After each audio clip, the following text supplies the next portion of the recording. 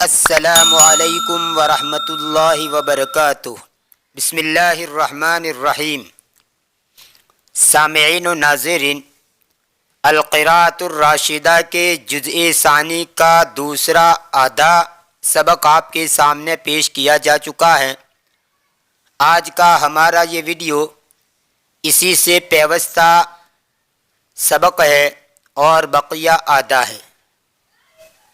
تو آئیے بلا کسی تاخیر کے ہم ترجمہ شروع کرتے ہیں۔ بسم اللہ الرحمن الرحیم۔ ثم اصبحت سنبلۃ صفراء فی حرارۃ الشمس، پھر میں سورج کی گرمی میں پیلا خوشہ ہو گیا۔ اصبح یصبح، اصباحن کا معنی یہاں پر ہو جانا، اس کا ایک معنی ہوتا ہے صبح کرنا، جیسے اصبحنا و اصبح الملک للہ رب العالمین، اس میں اصبحنا کا ترجمہ ہوتا ہے صبح کرنا، اور ایک اصبح کا معنی ہوتا ہے ہو جانا، تو یہاں پر یہی ترجمہ ہے۔ ثم اصبحت سنبلۃ صفراء فی حرارۃ الشمس، پھر میں سورج کی گرمی میں پیلا خوشہ ہو گیا۔ وکنت اری صدیقاتی، اور میں میری سہیلیوں کو دیکھتا تھا۔ وَكُنَّا نَتَحَدَّثُ وَنَهْتَزُّ طَرَبًا، اور ہم باتیں کرتے تھے اور خوشی سے جھومتے تھے۔ اہتز یہتز اہتزازا، باب افتعال سے، اور تہزز یتہزز تہززا، باب تفعل سے، اس کا معنی ہے ہلنا، کانپنا۔ اسی سے بولتے ہیں کرسی ہزاز، جھولا کرسی، یعنی جو کرسی گھومتی ہو، جیسے عموماً ڈاکٹروں کے پاس ہوتی ہے تو اس کو کہا جاتا ہے کرسی ہزاز، یعنی جھولا کرسی۔ اور ترب یترب تربن، باب سمیع سے، مست ہونا، خوش ہونا، خوشی سے جھومنا، اسی کو باب افعال کے اندر لے جائیں۔ اطرب یطرب، اطرابن کا معنی مست بنانا، خوش کرنا، اسی سے مطربن گویے کو کہا جاتا ہے، گانے والے کو، جس کو گویہ بولتے ہیں اس کو مطرب کہا جاتا ہے۔ اطرب سے اس میں فاعل کا صیغہ ہے مطربن۔ وکانت ایاما جمیلۃ، اور وہ خوبصورت یا اچھے دن تھے۔ وما طالت تلک المدت، اور وہ مدت لمبی نہیں ہوئی، یعنی کچھ ہی مدت ہوئی۔ وما طالت تلک المدت، اور وہ مدت لمبی نہیں ہوئی۔ فقد جاء رجال يحملون المناجل، پس تحقیق کے چند آدمی آئے دراٹیوں کو اٹھائے ہوئے۔ یہاں پر یہ یحملون یہ حال بنے گا۔ فقد جاء رجال، ذوالحال اور حال کی تفصیل کے ساتھ میں نے غالباً 2-3 ویڈیو پیش کی ہے، آپ دیکھ سکتے ہیں کہ ذوالحال اور حال کس کو کہا جاتا ہے اور وہ کس طرح استعمال ہوتا ہے، ذوالحال کیسا ہوتا ہے، حال کیسا ہوتا ہے۔ خیر، تو یہاں یحملون المناجل یہ رجال کا حال بنتا ہے۔ فقد جاء رجال یحملون المناجل، پس چند آدمی آئے دراٹیوں کو اٹھائے ہوئے۔ حمل یحمل، حملن کا معنی اٹھانا، اور منجلن کا معنی ڈراٹی، جس کے ذریعے شاخیں وغیرہ کاٹی جاتی ہے، اور اس کی جمع آتی ہے مناجل۔ اسی طرح حسد یحسد، حسدن سے محسدتن، اس کا معنی بھی دراٹی جس سے کھیت کاٹا جاتا ہے، اس کی جمع آتی ہے محاسد۔ فحسدوا وحملوا، پس انہوں نے کھیتی کاٹی اور انہوں نے اٹھایا۔ دیکھو یہاں پر حسد یحسد حسدن، اس کا معنی کھیتی کاٹنا، اسی سے محسدتن دراٹی، اور حسیدن اور حسیدتن اس کا معنی ہوتا ہے کٹی ہوئی کھیتی یا پیداوار۔ وانتقلت الی بیدر ومکثت ایاما، اور میں کھلیان کی طرف منتقل ہو گیا اور میں چند دن ٹھہرا۔ بیدرن کہتے ہیں کھلیان کو، اس کی جمع آتی ہے بیادیرو۔ وکان من اشد الیامی، اور وہ سخت دنوں میں سے تھے، اور وہ سخت دنوں میں سے تھا، یعنی جس وقت یہ ڈرانٹیا لے کر آئے مجھے کاٹا اور اٹھا کر لے گئے، وہ بڑے سخت دن تھے میرے لیے۔ فقد جاء سیران، پس چند بیل آئے، سورن اس کا معنی ہوتا ہے بیل، اس کی جمع ہے سیران۔ فقد جاء سیران، پس چند بیل آئے، فداستنا باقدامہا، پھر انہوں نے ہم کو ان کے پاؤں کے ذریعے روندا۔ وفارقت السنبلۃ، اور میں خوشی سے جدا ہو گیا۔ وکنت طریحا ذلیلا، اور میں گرا ہوا اور ذلیل ہو گیا۔ طریح اور مطروح اور منطرح، ان تینوں کا معنی ہوتا ہے گرا ہوا، پرا ہوا۔ طریح الفراش بیمار آدمی کو کہتے ہیں جو بستر مرض پر پرا ہوا ہو، صاحب فراش۔ تو طریح الفراش کا معنی صاحب فراش، بیمار۔ یہ اصل میں طرح یطرح طرحن، باب فتح یفتح سے ڈالنا، پھینکنا، چھوڑنا، اس سے بنا ہوا ہے۔ ثم اخذنا رجال وذرونا فی الریح، پھر چند آدمیوں نے ہم کو لیا، ہم کو پکڑا، وذرونا فی الریح، اور ہوا کے اندر ہم کو اڑا دیا۔ ذرا یزری اور ذرا یزرو، ذرا یزری زرین باب درب سے، اور ذرا یزرو زرون باب نصر سے۔ اسی طرح ازرا یزری ازران باب افعال سے، اور ذرا یزری تزریتن باب تفعیل سے۔ اس کا معنی ہوتا ہے گلہ ہوا میں اڑانا۔ اسی سے مزرا اور مزراتن، جس کی جمع مزارن آتی ہے، سے شاخہ یعنی 3 شاخہ یا 2 شاخہ لکڑی جس سے گلہ ہوا میں اڑاتے ہیں یا کوریدتے ہیں۔ ثم اخذنا رجال وذرونا فی الریح، پھر چند آدمیوں نے ہم کو لیا اور ہوا کے اندر ہم کو اڑایا۔ فطار القشر وبقی القمح، پس چھلکا اڑ گیا اور گیہوں باقی رہ گیا۔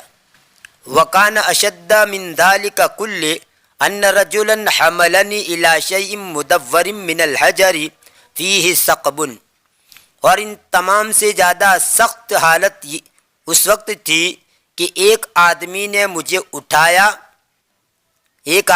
اٹھا کر لے گیا، الی شیء مدور من الحجر، ایک گول چیز کی طرف، پتھر کی ایک گول چیز کی طرف، فیہ ثقب، جس میں سوراخ تھا۔ وکان اشد من ذلک کل ان رجلا حملنی الی شیء مدور من الحجر فیہ ثقب، اور اس سے بھی زیادہ سخت دن یا سخت صورتحال یہ تھی کہ ایک آدمی مجھے اٹھا کر پتھر کی گول چیز کی طرف لے گیا جس میں سوراخ تھا۔ حملہ یحملو کا معنی اٹھانا، اور الا اگر صلہ ہے تو کسی چیز کو اٹھا کر وہاں لے جانا۔ اور ثقبن اس کا معنی ہوتا ہے سوراخ۔ وکنت اسمع لہ صوتا شدیدا، اور میں اس کی سخت آواز سنتا تھا۔ صوتا کریہا وجعجعتا، اور میں اس کی سخت ناپسندیدہ آواز سنتا تھا، وجعجعتا، اور شور و گل سنتا تھا۔ جعجعتن چکی کی آواز کو کہتے ہیں، شور، گرگراہٹ۔ اسی سے یہ مقولہ ہے جعجعتن بلا تہنن، یعنی صرف باتیں ہی باتیں ہو، عمل کچھ نہ ہو۔ ایک آدمی صرف اچھی باتیں کرتا ہے اور خود عمل نہیں کرتا ہے، تو ایسے موقع کے پر یہ جملہ بولا جاتا ہے جعجعتن بلا تہنن، یعنی آواز تو بہت ہو رہی ہے لیکن پیستا ہی نہیں ہے۔ چکی کے اندر آواز تو بہت ہو رہی ہے لیکن آٹا پیستا ہی نہیں ہے، تو اس کو کہتے ہیں باتیں ہی باتیں ہیں، عمل کچھ نہیں ہے۔ فَأَلْقَانِي فِيهِ فَطَحَنَنِي طَحْنًا، بس اس نے مجھ کو اس میں ڈال دیا اور مجھے پیس دیا۔ یہ طحنن، یہ طحن کا مفعول مطلق ہے۔ هل تعرف اسمہ یا سیدی، کیا تو اس کا نام جانتا ہے میرے آقا؟ ذالک هو الطاحون او الرحا، وہ چکی ہے۔ طاحون کا معنی بھی چکی اور رہا کا معنی بھی چکی۔ طحن یطحن طحنن، اس کا معنی ہوتا ہے پیسنا، اسی سے طحانن پیسنے والے کو کہتے ہیں۔ اور طاحون، طاحونتن اور مطحنتن، اور اسی طرح رہا، ان سب کا معنی ہے آٹا پیسنے کی چکی یا مشین۔ اسی سے طحینن، پیسے ہوئے آٹے کو کہا جاتا ہے، اور عجینن، گوندے ہوئے آٹے کو کہا جاتا ہے، اور دقیقن، اس کا معنی بھی ہے آٹا۔ یاد رہے، طحینن پیسا ہوا آٹا، عجینن گوندا ہوا آٹا، یعنی پانی ڈال کر اس کو گوند دیا جائے اس کو کہا جاتا ہے عجینن، اور دقیقن یعنی آٹا۔ فلما صرت دقیقا اخذنی الخباز ووضعنی فی معجنۃ، پھر جب میں باریک ہو گیا، یا دقیقاً کا ایک معنی باریک ہوتا ہے لیکن یہاں پر آٹا مراد ہے، کیونکہ آٹا بھی جو ہوتا ہے پیسنے کے بعد ہو جاتا ہے باریک، تو دقیقن اس کا معنی ہوتا ہے باریک، لیکن یہاں پر دقیقن یعنی آٹا، کیونکہ وہ آٹا بھی جو ہوتا ہے وہ باریک ہی ہوتا ہے، اس لیے دقیقن کا معنی آٹا کریں گے۔ فلما صرت دقیقا اخذنی الخباز، پھر جب میں آٹا ہو گیا تو نانبا نے مجھے لیا، ووضعنی فی معجنۃ، اور مجھے تگاری میں رکھا۔ معجن اور معجنۃ، آٹا گوندنے کا برتن جس کو تگاری بھی بولتے ہیں، اس کی جمع آتی ہے معاجن۔ اجن یعجن اور اجن یعجن، باب نصر اور ضرب دونوں سے آٹا گوندنا، اسی سے معجنۃ یعنی تگاری، آٹا گوندنے کا برتن۔ وغمرنی بالماء النقی، اور اس نے مجھ کو صاف پانی سے گھیر لیا۔ غمر یغمر غمرن الماء المکان، اس کا معنی پانی کا ہر جگہ پھیلنا، گھیر لینا، ڈانپ لینا، یعنی پانی نے مجھے چاروں طرف سے گھیر لیا۔ وغمرنی بالماء النقی، اور اس نے مجھ کو گھیر لیا صاف پانی کے ذریعے۔ وغمزنی، اور اس نے مجھ کو ٹٹولا، یعنی آٹا گوندتے ہیں تو ٹٹولا جاتا ہے کہ سخت ہوا کہ نہیں ہوا، تو گمز یغمز گمزن بابی درب دربو سے ٹٹولنا، اور اس کا ایک معنی آنکھ سے اشارہ کرنا بھی آتا ہے۔ حتی صرت عجینا، یہاں تک کہ میں گوندا ہوا آٹا ہو گیا۔ فصنع منی قرۃ، بس اس نے مجھ سے گولا بنایا۔ قرۃن ہر گول چیز کو کہا جاتا ہے، یہاں پر قرۃن سے مراد آٹے کو گوندنے کے بعد جو پیرا، اس کو پیرا بولتے ہیں غالباً، عورتیں زیادہ جانتی ہے، اس کو پیرا بولتے ہیں، تو پیرا بنایا۔ فصنع منی قرۃ، پھر اس نے مجھ سے پیرا بنایا، یعنی گول گول آٹا کا اس کو گول کیا اور اس کے ذریعے پیرا بنایا۔ ہنالک جاءت المصیبت، یہاں ایک مصیبت اور آ گئی۔ فقد دہانی علی حدید محمد تسمونہ الطابق، بس اس نے مجھ کو لوہے کے اوپر پھیلایا، جس کو بیلنا کہتے ہیں، پھیلانے، اس کو رکھ کے پیرے کو رکھنے کے بعد پھر اس کو بیلن سے بیلا جاتا ہے، اس کو چوڑا کیا جاتا ہے، جس کو بیلنا کہتے ہیں، پھیلایا۔ پھر اس نے مجھ کو گرم لوہے کے اوپر پھیلایا، یعنی اس کو پھیلانے کے بعد اس کو گول کر کے پھر اس کو گرم لوہے کے اوپر رکھا، جس کو ہم کہتے ہیں توا کہیے یا کڑھائی کہیے، جو بھی کہیے، طابقن کہتے ہیں کڑھائی کو، جس کے اندر روٹی پکائی جاتی ہے۔ فقد دہانی علی حدید محمد تسمونہ الطابق، پھر اس نے مجھ کو گرم لوہے کے اوپر پھیلایا، جس کو تم طابق کہتے ہو، جس کا تم نام رکھتے ہو طابق یعنی کڑھائی۔ سما یسمی تسمیتن کا معنی نام رکھنا. اگر آپ کو پوچھنا ہو کہ بھائی اس چیز کو عربی میں کیا کہتے ہیں تو آپ یہ جملہ کہیں گے ماذا تسمى هذا الشيء باللغة العربية. یہ بھی سیدھا سادہ کیا ماذا تقال هذا الشيء، یہ بھی کہا جا سکتا ہے ماذا تقال هذا الشيء باللغة العربية، اس چیز کو عربی میں کیا کہا جاتا ہے، لیکن اس کی جگہ پر عموماً یہ جملہ استعمال ہوتا ہے ماذا تسمى هذا الشيء باللغة العربية، کہ اس چیز کو عربی میں کیا نام رکھا جاتا ہے. لا تسل یا سیدی، تابق ان کی جمع آتی ہے توابق کرائی. لا تسل یا سیدی، اے میرے آقا مت پوچھئے عن علمی و احتراقی، میرے درد کے بارے میں اور میری سوجش کے بارے میں. لا تسأل یا سیدی عن علمی و احتراقی، اے میرے آقا میرے درد کے بارے میں اور میری سوجش کے بارے میں مت پوچھئے کہ اس وقت میری کیا حالت ہوتی ہے. فقد التویت وانکمشت، پس میں پیچدار ہو گیا اور میں سمٹ گیا، یعنی ایسی حالت ہو گئی کہ میں بالکل سمٹ گیا اور پیچدار ہو گیا. ولیکن الخباز لم یرحمنی ولم یرق لی، اور لیکن نانبائے نے میرے اوپر رحم نہیں کیا، ولم یرق لی، اور میرے لیے ترس نہیں کھایا. رقا یرق رقتن ورقن باب درب سے لہو، رحم کرنا، دل نرم ہونا، ترس آنا. حتیٰ کنت رقاقن، یہاں تک کہ میں چپاٹی ہو گیا. خبزن کا معنی بھی روٹی ہوتا ہے، رقاق کا معنی بھی روٹی، لیکن پتلی روٹی کو کہتے ہیں. رقاقن پتلی روٹی جس کو چپاٹی بولتے ہیں. کل ذالک فی سبیلک یا سیدی، یہ سب کچھ تیرے خاطر ہے میرے آقا. فی سبیلک کا معنی تیرے خاطر، میرے خاطر کہنا ہو تو فی سبیلی، ضمیر بدلتے رہیں گے، ہمارے خاطر فی سبیلنا. کل ذالک فی سبیلک یا سیدی، یہ سب کچھ تیرے خاطر اے میرے آقا. کنت اشقا لنعیمک واتعب للذتک واتعب للذتک، میں ہو گیا اشقا بدحال لنعیمک، تیری راحت کے لیے، تیری راحت کے لیے میں بدحال ہو گیا.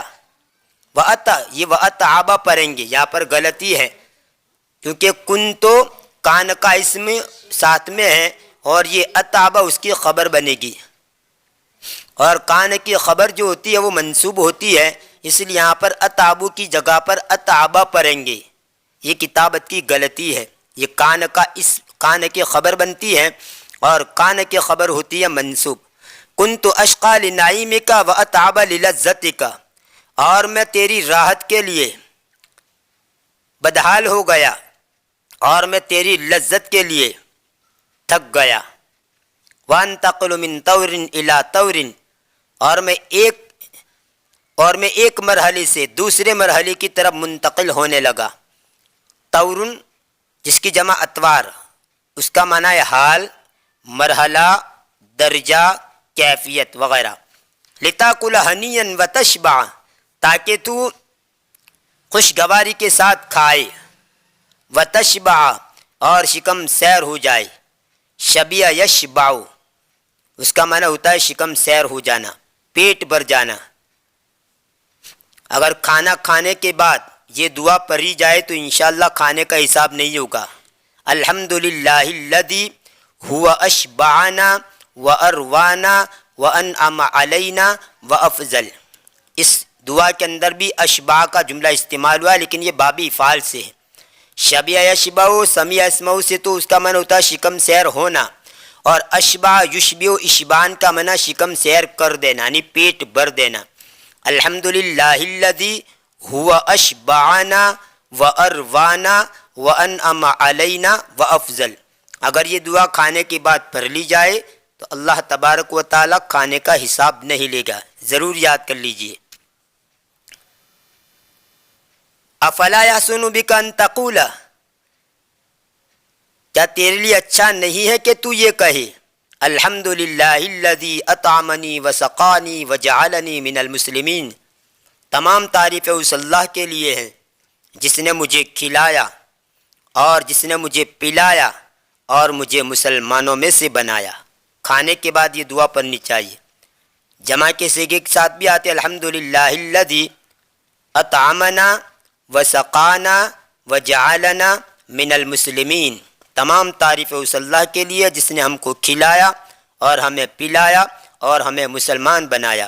کسی کے وہاں دعوت کے اندر جاؤ کھانے کے لیے تو وہاں کھانا کھانے کے بعد ایک مزید یہ دعا پڑھنی چاہیے دعوت کی، جو میں آپ کے سامنے پیش کر رہا ہوں. اللہم اطعم من اطعمنی واسقی من سقانی. اے اللہ جس نے مجھے کھلایا تو اس کو کھلا اور جس نے مجھے پلایا تو اس کو پلا. یہ تھا سبق نمبر 2 کا بقیہ آدھا. اگر ویڈیو پسند آیا ہو تو لائک کیجئے، شیئر کیجئے، ہمارے چینل کو سبسکرائب کر کے چینل سے جڑ جائیے، بیل آئیکن کو بھی ضرور پریس کیجئے. ملتے ہیں اگلے ویڈیو میں، تب تک کے لیے دعاؤں میں یاد رکھیے. فی امان اللہ، الی اللقاء.